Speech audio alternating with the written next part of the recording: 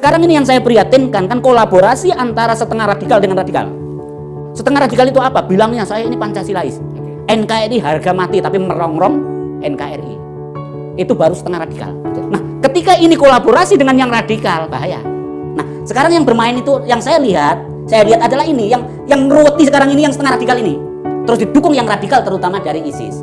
Kalau kami orang-orang JI ketika demo 212 itu perbedaan pendapat. Nah, yang sekarang kesulitan saya pribadi, mungkin Mas Ken juga kesulitan, bagaimana memahamkan ikhwan-ikhwan ini untuk tidak berharap atau berusaha terciptanya medan jihad di Indonesia.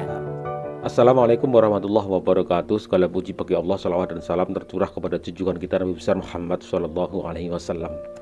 Kali ini saya tidak akan berbicara banyak teman-teman, langsung saja kita lihat pesan dari Ali Imron, yaitu terpidananya seumur hidup bomber Bali 1 yang menewaskan ratusan orang di Bali, di kafe di Bali Legian dan Badis Cafe.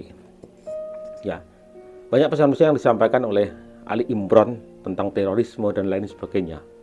Dan di situ juga dia menyebut atau menyinggung PA212. Terus apa hubungannya? Ya, untuk lebih detailnya lagi, mari kita lihat sama-sama. Jangan lupa, jangan skip supaya tidak ada kesalahpahaman. Mari.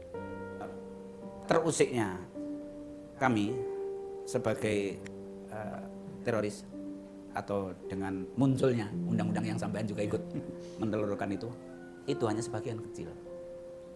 Itu. Adapun secara menyeluruh mayoritas kelompok itu masih ada. Makanya ada beberapa pengamat, penulis, bahkan dari luar negeri orang bule ketika tanya kepada mantan DI, mantan JI, dikatakan JI tidak ada, sudah tidak ada.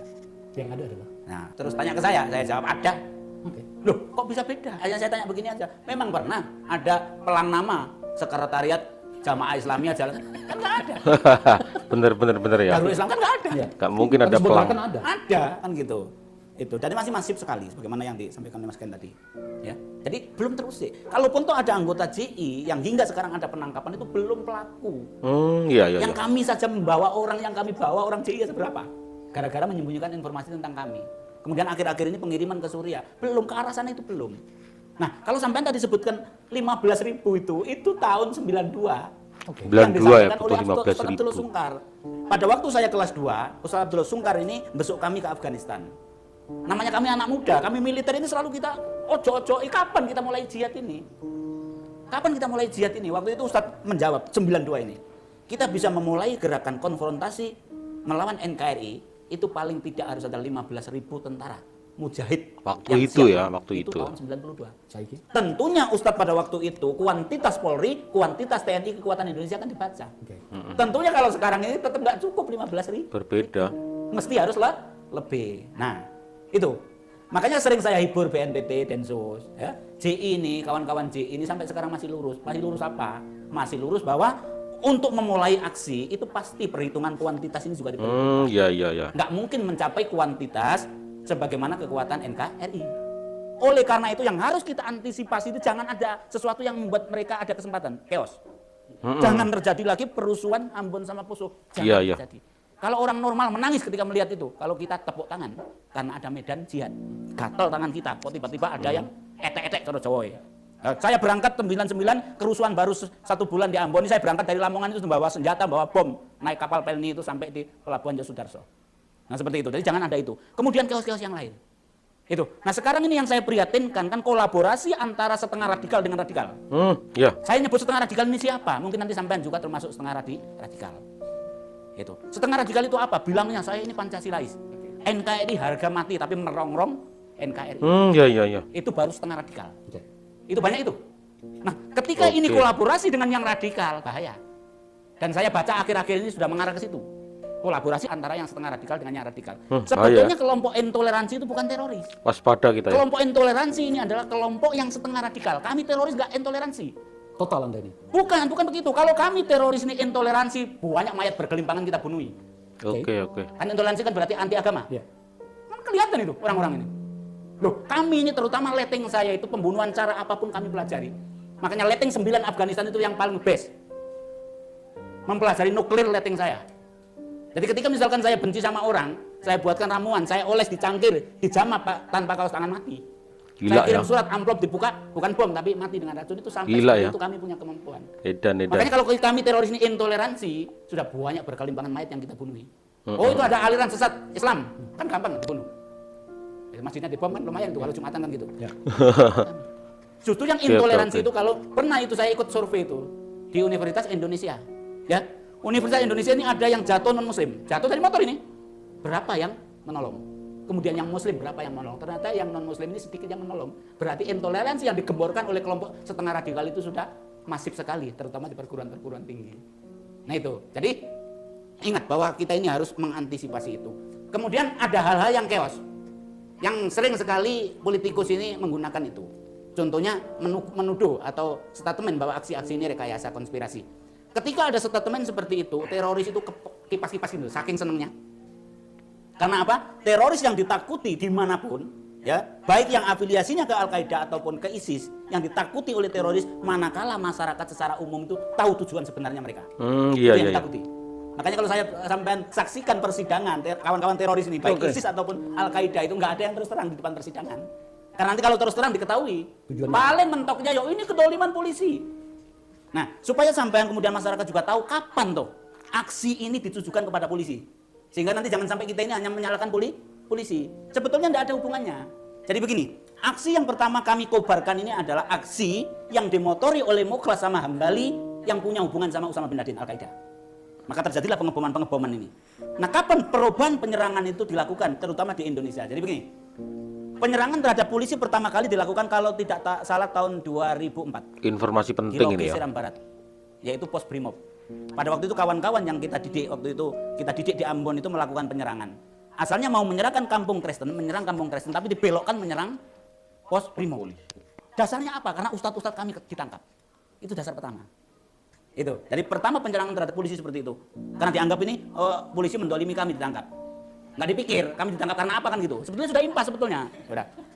Nah, hal ini diteruskan oleh kelompok Santoso di Poso. Santoso itu didikannya JI. Nah, supaya sampean tahu kenapa kok Poso begitu kuat, sedangkan Ambon nggak begitu kuat ke depannya. Jadi begini, sebetulnya kalau dikatakan biangnya itu kami semuanya. Oke. Ya, jadi begini, ketika kerusuhan Ambon yang diperintahkan untuk membantu di sana itu tim khusus yang dipimpin oleh Ustadz Zulkarnain yang beberapa bulan yang lalu ditangkap di Lampung, itu pimpinan kami. Jadi kami tim khusus inilah yang membantu dia di Ambon.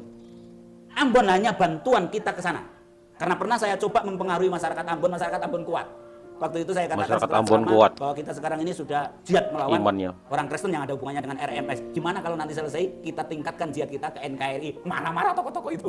Makanya gagal di Ambon nggak kita utik-utik lagi untuk jihad melawan NKRI. Poso beda. Poso ini dipusatkan perhatian oleh Jamaah Islamiyah Indonesia. Kalau dalam istilah JI itu ada mantiki. Mantiki di Indonesia itu memusatkan perhatian di sana. Poso pada waktu itu tuh sudah bisa dipastikan menjadi basic untuk mulai perjuangan mendirikan negara Islam. Oleh karena itu tarbiyahnya lebih menyeluruh dan lebih militan. Di antaranya adalah Santoso. Nah, setelah permasalahan Ambon sama Poso diselesaikan dengan perjanjian Malino 1, Malino 2. Malino 1, Malino 2. Pada waktu itu perjanjian Malino 2 diantaranya ada poinnya. Barang siapa dari Kristen atau Muslim yang terlibat kerusuhan sebelum perjanjian Malino maka tidak akan dibawa ke ranah hukum. Tapi sebaliknya, barang siapa dari Muslim atau Kristen terlibat setelah perjanjian Malino maka akan dibawa ke ranah hukum. Terjadilah kawan-kawan didikan JI ini menyembelih 3 siswi itu. 3 siswi Kristen. Yang kemarin berita yang dulu itu sama ya. polisi. Bom pasar Kristen Tentena, ya dikejarlah sama polisi. Begitu juga pihak Kristen. Ada serombongan orang kampung Taripa di dekat Poso sana membunuh 2 orang penjual ikan Muslim.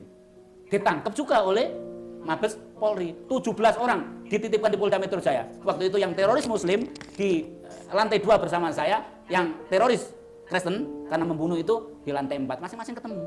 Nah ini, ketika terjadi seperti itu, kalau kita ini orang normal, orang Islam, walaupun teroris, walaupun jihadis, ketika perjanjian damai kan kita harus terima. Karena terjadi seperti itulah, makanya orang-orang yang di PO di Poso ini, terutama Santoso pada waktu itu membuat isu baru. Karena ini adalah kedoliman aparat kepolisian. Kampanye-kampanye inilah yang akhirnya menyebar hingga munculnya ISIS tambah lagi. Itu. Jadi perbedaan ISIS sama Al-Qaeda itu walaupun sama-sama teroris, Ya, ini. itu perbedaannya ada mendasar. Jadi Perbedaan istilahnya ISIS kalau sama Al-Qaeda itu masih lah. Al-Qaeda. Oh, orang ini nggak boleh dibunuh. karena begini-begini. Kalau ISIS kan enggak. Nggak ada. Pokoknya yang enggak setuju sama mereka Babat. adalah musuh. Yang Muslim murtad, yang non Muslim tentunya tetap kafir kan gitu. Nah ini, tapi kalau Al-Qaeda nggak begitu. Jadi tidak semuanya orang halal di musuhi. Nah, hingga sekarang itulah yang digodok oleh pihak-pihak ini. Jadi bagaimana situasi itu bisa menjadi kompor sehingga terbentuknya medan jihad. Lah yang sekarang kesulitan Kompornya saya ini bahaya, pribadi, ya. mungkin Mas Ken juga kesulitan bagaimana memahami Kalau ada medan jihad itu bahaya. untuk tidak berharap atau berusaha terciptanya medan jihad di Indonesia. Ya. Mayoritas JI masih seperti itu. Dalam pandangan Anda, apa yang telah dilakukan pemerintah telah cukup optimalkah untuk Jangan sampai Indonesia menangani chaos, yang ya. tadi terakhir? Jadi begini, optimal. Semuanya sudah berusaha, tetapi ingat bahwa deradikalisasi atau penanggulangan terorisme itu tanggung jawab kita bersama. Ya, oke. Makanya paling pertama itu mohon sosialisasi ke masyarakat. Apa maksudnya sosialisasi? Menerangkan bahwa terorisme itu ada fakta. Kemudian masyarakat harus tahu bahwa latar belakang teroris ini siapa toh. Itu. Kalau sampean belum ketemu saya mungkin atau belum ketemu yang ngerti tentang teori ini mungkin nggak percaya. Ya. Tapi ketika sudah ketemu siapa tuh latar belakang mereka ini? Kan gitu. Oh, latar belakangnya ini orang apa? Penganut NI. Kan gitu. Latar belakang kok bisa ngebom lah, belajar di Afghanistan sama Filipina. Kan gitu. Jangankan hanya seperti bom Bali. 10 kali lipat pun kami mampu. Makanya selalu saya katakan kalau bom Bali itu program saya nggak begitu. Ya, buat bom yang sekalian bom kimia. Kan gitu. Tapi alhamdulillah itu bukan program saya walaupun saya korlapnya kan gitu. Karena Samikna wa Atokna dengan Mukhlas. Iya. Itu. Nah, ini yang harus kita sampaikan kepada umat. Sehingga umat itu tahu bahwa ini fakta. Lah gimana ada aksi bom penyerangan di Jalan Tamrin waktu itu. Ini rekayasa konspirasi. Nah ini kalau ini didengar teroris, masyarakat dengar seperti itu teroris tidak ada. Iya. Masyarakat nggak tahu. Perlu hati-hati kita ya. Itu. Kemudian orang itu harus berpikir, terutama para tokoh itu, siapa sekarang ini rekayasa atau konspirasi sampai mau berkeping-keping bunuh diri. Sampai anaknya pun diikutkan, istrinya pun diikutkan, nggak ada itu. Oke. Semua keyakinan dari situ. Nah, sekarang yang perlu kita sampaikan bagaimana keyakinan itu kita kikis. Tadi kalau Mas Ken mengarah kepada bagaimana kita sebagai Indonesia ini Pancasila sudah bagus. Itu. Tapi kalau saya pribadi bukan ke arah situ, ke arah ayo kita introspeksi terhadap fikih jihad. Itu. Fikih jihad itu penting. Kenapa tuh pembali itu Fikih salah? jihad. Karena keluar dari fikih jihad. Itu. Padahal sewaktu itu mau kelas itu sebenarnya sebelum bom Bali itu sudah saya ingatkan. Kan ketika bom kedubes Filipina itu yang meninggalkan satpam muslim. Itu mau kelas cerita saya Usama bin Laden itu membayar diat 60 unta pada waktu itu. Membayar Karena dia salah karena ibu keliru ya. pembunuhan. Keliru yang terbunuh. Terus saya tanya begini, loh diat kan seharusnya dihitungkan ke keluarganya. Terus dikemanakan saya gitu. Terus mau kelas bilang gini, lah kalau kita sampaikan ke keluarganya ya nanti kita ditangkap berarti kita pelakunya.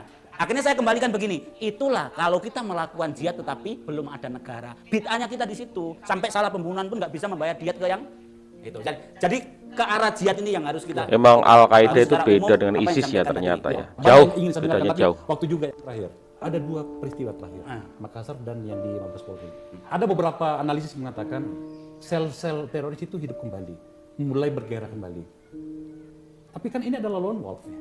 Apa yang harus kita kesimpulkan dari dua peristiwa ini? Jadi jangan pernyataan jangan hidup kembali, nggak pernah mati kok. Dia pernah mati. Iyalah, jangan hidup kembali. Meskipun dia pernah Iya. agak meredap ya. Jadi jangan hidup kembali. Jadi orang-orang Masih ada ini, ya? misalkan JI yang ikut pemikiran Mukhlas sama Bali 1-2 orang masih ada. Oke. Ikut pemikiran Nurdin M. Top sama Dr. Azhari 1-2 orang ada. Itu. Nah, iya. itulah mereka inilah yang sekarang ini introspeksi. Oke. Bahwa hal-hal yang semacam itu nggak benar. Nah itu makanya kan yang dilakukan oleh JI dan hubungan dengan Al-Qaeda itu yang terakhir adalah tahun 2009 bom Ritz-Carlton sama Marriott. Nah ini secara umum supaya tahu, teroris juga supaya tahu ya apa tuh perbedaan Al-Qaeda atau yang berafiliasi dengan Al-Qaeda dengan ISIS. Kita sudah tahu bahwa setelah bom Bali 2 Dr. Azhari sudah ditembak oleh polisi di Batu Malang. Tapi Nurdin aksinya belum ke arah polisi. Karena apa? Permasalahan jihad ini menurut Nurdin dan Al-Qaeda dan JI, permasalahan hubungan dengan syar'i. Walaupun menurut Undang-Undang Indonesia sama-sama salah, tetapi menurut akidah harus diteliti. Jadi belum diarahkan ke polisi, masih kepentingan asing. Walaupun secara hukum positif sama-sama salah. Nah, sekarang Iya, yang bermain itu, yang saya lihat adalah ini, yang ngeruweti sekarang ini, yang setengah radikal ini. Yang setengah Terus radikal. dukung yang radikal terutama dari ISIS. Kalau kami orang-orang JI ketika demo 212 itu perbedaan pendapat. Mayoritas Demo nggak setuju. 212. Tapi ada sebagian yang sudah siap di Jakarta ini ikut itu. Bahaya ya Jangan kalau ada merasa medan-medan aman. kayak gitu. Kalau ada Jangan chaos merasa bahaya aman ya. dari teroris dan pemikirannya. Bisa Kemudian dimanfaatkan. kita semuanya harus waspada. terutama tolong tokoh-tokoh politik ini jangan mengeluarkan statement yang akhirnya memberi angin sama teroris. Itu. Jadi jangan. Saya ini tahu faktanya. Ya, kalau salah-salahan bukan polisi yang salah. Itu. Adapun kekurangan-kekurangan di lapangan itu memang ada, kan gitu. Nah seperti ini. Jadi semuanya itu harus apa? Harus bersama-sama. Makanya ketika saya dipanggil, diundang ke Senayan pada waktu itu revisi tentang undang-undang anti teroris, kan saya katakan kalau undang-undang di Indonesia itu lemah begini, nanti bisa Indonesia ini dijadikan tempat berlarinya kawan-kawan teroris dari berbagai negara. Nah, makanya ini takut kita membuat undang-undang. yang kita waspadai ya. Itu. Tapi sekarang ini alhamdulillah, kenapa? Masya Allah, lo sekali di Indonesia ini. Ya, khotib mau ngumpat apapun, enak ini. kan gitu. Nah ini yang harus juga. Betul juga. Bahaya nih, khotib bisa ngumpat-ngumpat sembarangan kita ya. Gampang. Kalau kita menyebutkan orang-orang kafir, nggak ada undang-undang itu. Tapi kalau orang-orang kafir non-muslim harus dibunuh, baru harus ditangkap. Ya, dia pidana itu. Iya, karena apa? Kenapa saya nggak setuju kalau orang-orang kafir? Ketika saya mau ngebom gereja, pendetanya yang ceramah juga menyebut kafir, kan gitu. Jadi nggak salah menyebut kafir bagi masing-masing agama. Kalau dari sisi situnya. Tapi kalau sudah mengarah ke situ, itu yang harus ada hukum. Dan jangan takut. Kita ini negara. Kalau kita takut nanti, benar. akan apa istilahnya? Pemikiran terorisme, radikalisme itu akan Mereka akan merasa menang. Kemudian yang terakhir perlu saya sampaikan juga. Ya. Kan ada yang menyamakan, kenapa Indonesia kok seperti ini? Kok nggak seperti Malaysia, nggak seperti Brunei yang mayoritas Islam? Itu jangan lengah kita ini. Latar belakang Indonesia dengan mereka berbeda. Ya. Indonesia pernah ada NII. Ya, NII. Kemudian kesini lagi pernah ada DITI. DITI. Kesini lagi zaman modern pernah ada peristiwa Tanjung Priok. Tanjung Kesini Priok. lagi pernah ada peristiwa Talang Sari, Lampung. Lampung. Kesini lagi ada peristiwa Ambon sama Poso. Peristiwa-peristiwa inilah yang jadi menu yang baik sekali untuk mempengaruhi orang. Nah, Indonesia sangat Kenapa panasnya harus kayak ke gini. Afghanistan? Gara-gara di Talang Sari itu Ada kalau sejarahnya dari, juga dari ternyata kelompok ya. Mujahid ini sudah ada yang menguasai M16 militan TNI, tapi nggak bisa menggunakan, hanya terkunci saja. Kalau begitu harus kita belajar militer. Di Tanjung Priok merampas senjata revolver, senjata FN, nggak bisa juga gunakan. Latar belakang inilah yang menyebabkan Indonesia seperti ini. Jangan niru-niru Malaysia. Malaysia tidak punya latar belakang seperti itu. Iya. Kita ini negara kita. Kemudian yang kedua, negara kita ini besar. Nah makanya kita ini harus all out dalam masalah deradikalisasi. Ya. Jadi ke arah Pancasila kita harus ini. Gampang insya Allah. Mas Ken gampang, saya gampang. Dalam mendakwakan bagaimana Pancasila. Wong dakwakan untuk bunuh diri gampang, apalagi ke arah Pancasila. Kan gitu. Nah itu. Jadi yang penting kita semuanya harus sepakat. Jangan sampai ada yang nyeleneh. Betul. Yang nyeleneh inilah yang menghambat Inilah teman-teman yang harus kita waspadai. Adanya medan jihad terorisme. Jangan sampai negara kita chaos, kacau. Itulah yang dimanfaatkan oleh para teroris. Jangan sampai terorisme masuk ke dalam sel-sel yang pada akhirnya akan dimanfaatkan oleh mereka. Ya kita harapkan PA 212, kalau kalian mau demo silahkan, tapi harus menjaga itu semua. Karena kita khawatir ketika itu dilakukan berjilid-jilid, walaupun kalian sudah selektif ya memilih siapa yang ikut. Dan mereka itu sangat pintar ya. Terorisme itu sangat pintar untuk masuk ke sel-sel, untuk masuk ke grup-grup itu mereka sangat pintar. Ya. Yang ditunggu adalah momen chaosnya, momen kacaunya. Demo tiba-tiba kacau, akhirnya mereka manfaatkan. Itu yang paling berbahaya. Ya. Makanya mohon maaf. Ya, bolehlah dilakukan, tapi ini harus sangat dijaga, karena kalau mereka masuk menelusup ke dalam kemudian menimbulkan kekacauan, akan dimanfaatkan oleh mereka. Itu yang paling berbahaya. Ya. Oke. Terima kasih teman-temanku. Mohon maaf atas segala salah kata. Kita ambil hikmah yang luar biasa yang tadi disampaikan oleh Ali Imron ya. Isinya daging semua ya. Terima kasih teman-temanku. Mohon maaf atas segala salah kata. Wabillahi taufiq wal hidayah. Wassalamualaikum warahmatullahi wabarakatuh.